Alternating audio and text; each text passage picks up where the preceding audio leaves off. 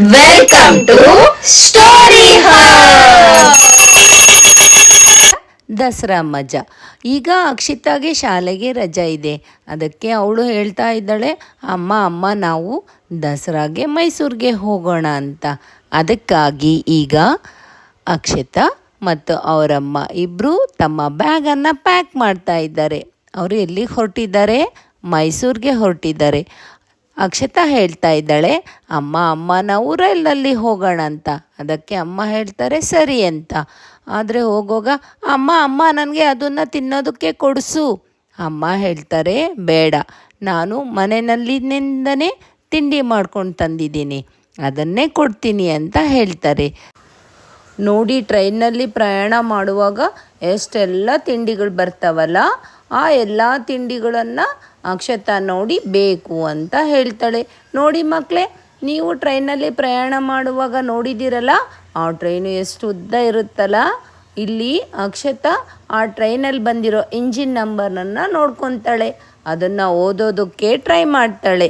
ಮೈಸೂರಲ್ಲಿ ಇಳಿದ ತಕ್ಷಣ ಅವ್ರ ತಾತ ಕಾರ್ ತಗೊಂಡು ಬಂದಿದ್ದಾರೆ. ಈಗ ಅಕ್ಷತಾ ಮತ್ತು ಅವರಮ್ಮ ಇಬ್ಬರು ಸೇರಿ ಅವ್ರ ತಾತನ ಜೊತೆ ಕಾರ್ನಲ್ಲಿ ಹೋಗ್ತಾ ಇದ್ದಾರೆ.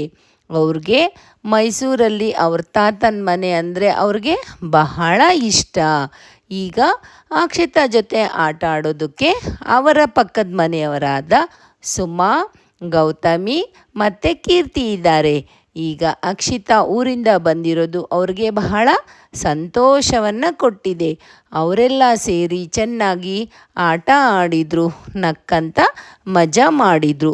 ಅಕ್ಷತಾ ತಾತನ ಬಳಿ ಬಂದು ಕೇಳ್ತಾಳೆ, ತಾತ ಪ್ಲೀಸ್ ಇವತ್ತು ಮೈಸೂರಿನ ಅಂಬಾರಿ ಆನೆ ನೋಡೋಕ್ಕೆ ಹೋಗೋಣ ಅಂತ ಕೇಳ್ತಾರೆ.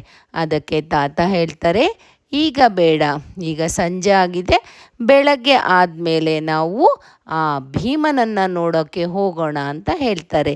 ಈಗ ಅಕ್ಷತಾ ಊಟ ಮಾಡಿ ಖುಷಿಯಿಂದ ನಿದ್ದೆ ಹೋಗ್ತಾಳೆ. ಆಕೆ ಬೆಳಗ್ಗೆ ಯಾವಾಗ ಆಗುತ್ತೋ, ಯಾವಾಗ ನಾನು ಭೀಮನನ್ನು ನೋಡ್ತೀನೋ ಅಂತ ಕನಸನ್ನು ಕಾಣ್ತಾ ಮಲಗ್ತಾ ಇದ್ದಾಳೆ. ಅಷ್ಟರಲ್ಲಿ ಬೆಳಗ್ಗೆ ಆಗುತ್ತೆ.